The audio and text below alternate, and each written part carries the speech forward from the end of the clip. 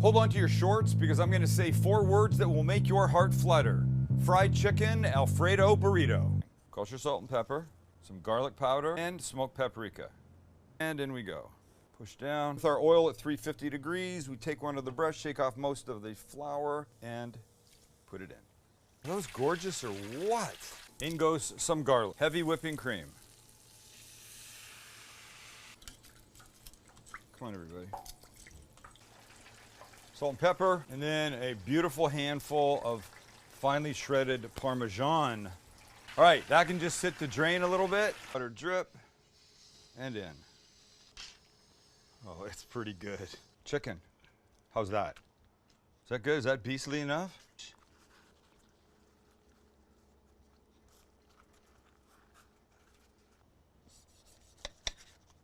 That. Whip goat cheese with honey and thyme. If you like my whipped feta, keep watching. Add goat cheese to a food processor with 2 tablespoons of cream cheese and a tablespoon of olive oil. Process for 1 minute. Add some honey and some thyme, and then we're gonna also add some salt and pepper. Process again for 1 minute.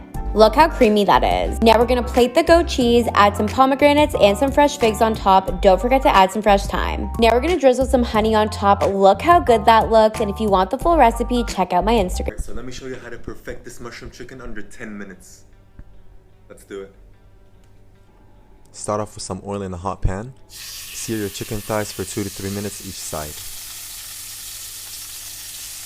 Add in your onions and mushrooms. Saute for a couple of minutes. Then add in your heavy cream. Simmer for another 2 minutes, then season with some salt, pepper, and paprika. Finish it off with some cold butter and parsley. Combine everything together. Then start plating. Add in your chicken. Then drizzle over that gorgeous sauce and enjoy.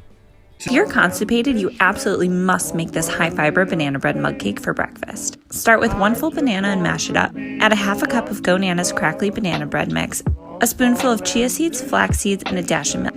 Mix it up, add some chocolate chips if you're feeling fancy, and microwave for 2 minutes. Let's make shrimp pasta. Dice the zucchinis.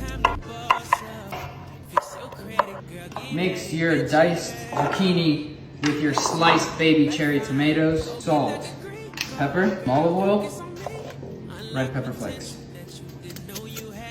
Add olive oil, your shrimp, season with salt, olive oil, red pepper flakes. Remove from heat, set aside. Same pan, without cleaning, add more olive oil, shrimp.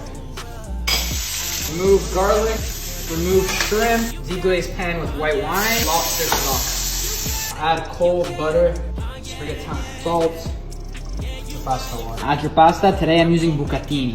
Now add your pasta into the sauce. Let the pasta absorb. Add your shrimps, tomatoes, and zucchini. Mix. Now plate. Fantastic. They want the goat cheese scalloped potatoes. When I was a young punk, I spent an entire year cooking potatoes in Ireland, and this is by far my favorite recipe. Real simple: garlic, shallots, heavy cream, and a big old whack of goat cheese. The secret is to cut the potatoes uniformly about that thick, then season with salt and pepper, and toss them about. Lube up your baking dish really well with a lot of butter, and then layer them up. Keep the excess cream and pour it over top, and this is really when you know you're right. When you push your hands down and that cream comes up, you see that? You're good to go. Wrap it up, bake it at 400 degrees for an hour, unwrap it, bake it for another half an hour to get it golden and crispy, and then let it rest for half an hour and cut and serve. No, we're gonna do it. Steak is perfect, veg is perfect, potatoes are out of this world. The company might need some help. Full recipes on our Insta. Love you, drop a follow. You like it better than green? On the menu tonight is Instapot pulled venison. Using the sauté function on your Instapot, start by melting 2 tablespoons of butter before adding your roast. Sear both sides of the roast for 3 to 4 minutes until lightly browned. Turn off the sauté function and pour in 1 can of tomatoes, an entire jar of pepperoncini peppers, an onion, 8 ounces of sliced mushrooms, and the Italian blend of seasoning. Seal the top and set the pressure cooker for 45 minutes. It will take a few minutes to build pressure. When the time is up, release the stem valve and allow the pressure to go down. Remove the lid and use a fork to pull out the meat. Shred all of the cooked venison separate from the Instapot. Separate the liquid from the veggies in the Instapot, but make sure you save the liquid for dipping later. Serve on a hoagie, a sub roll, or in this case, homemade sourdough. Top with sliced cheese of your choice and enjoy. This is honestly one of the best things I've ever made, so if you make this recipe, make sure to tag me in it. Salted caramel. Let's make it. I have a pot on the stove that I'm adding 1 cup of white sugar to, and I'm turning that on to medium heat, and then I'm covering it with 1/4 cup of water. While the sugar is dissolving, you're not going to want to move the pot. It's important to have everything prepped in advance because once the sugar starts to take on its deep color, things are going to start moving rather quickly. Once the sugar gets to the color that I want, I'm adding 4 tablespoons of butter, lowering the heat, and I'm stirring until it's well incorporated. Now I'm slowly going to drizzle in 1/2 cup of cream. Once that's combined, I'm going to remove from the heat. We're going to transfer this to a glass container for storage and add a couple big pinches of kosher salt. While your caramel cools, it's going to get a little bit thicker. And now you've made...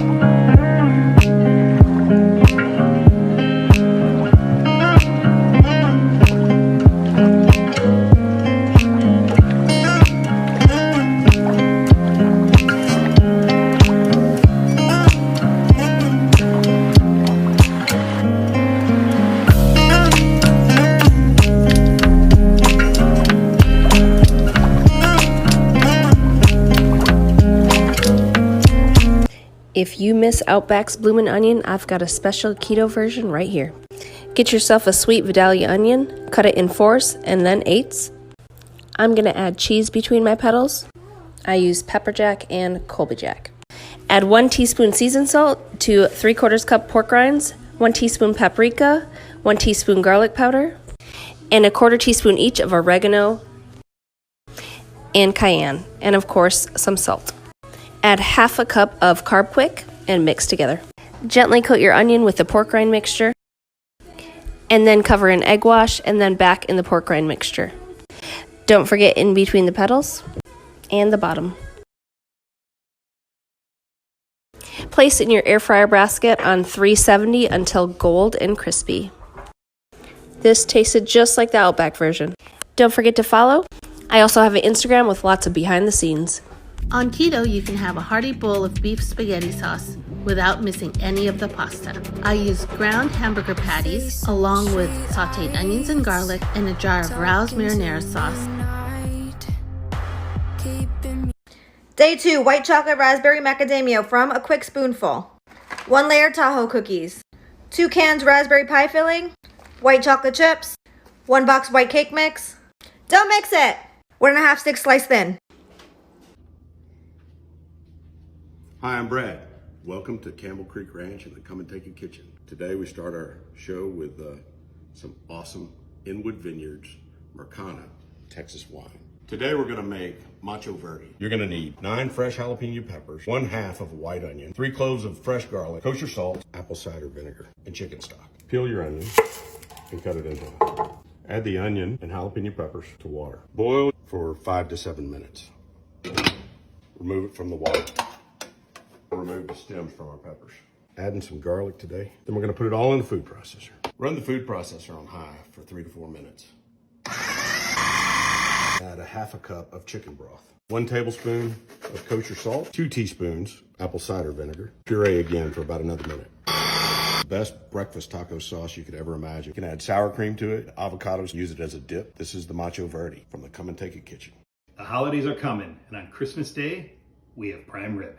2 days dry aging. 1/2 cup bacon fat. 8 ounces butter. Whisk it and make it creamy. Chop a handful of garlic. Add the garlic to the slather. Add some rosemary and thyme. Chop it up. Add it to the party. Mix it all together. Apply the slather all over. Before you flip it, salt and pepper. Add some vegetable broth and beef broth to the bottom of your baking pan. Add some carrots, celery, and onions. Add the extra thyme and rosemary. Set your oven to 500 degrees. Cook at 5 minutes per pound or 44 minutes. Let it cook at 500 for 44 minutes, and when the oven goes off, leave it in for 2 hours and do not open the door. Are you kidding me?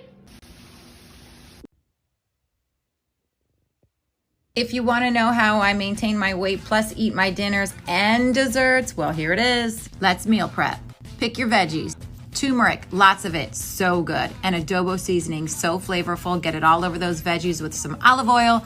Bake it in the oven at 400 for 20 minutes. Raw veggie time. These are my go-tos. Red onions, cherry tomatoes, cukes, chop them nice and small. This dressing is everything. Get some garlic infused seasoned olive oil. Put about 3/4 cup in a mason jar. Juice an entire lemon. Put a splash of red wine vinegar in there, and then celery salt. Yes, celery salt. So good. And some pink Himalayan salt too. Shake, shake, shake, shake. See, I put a little more. Put as many raw veggies as you want in there. Just dump them on in. Basically, no cow. Then put your roasted veggies in there too. See how pretty this looks? I use roast chicken on one and chickpeas on the other.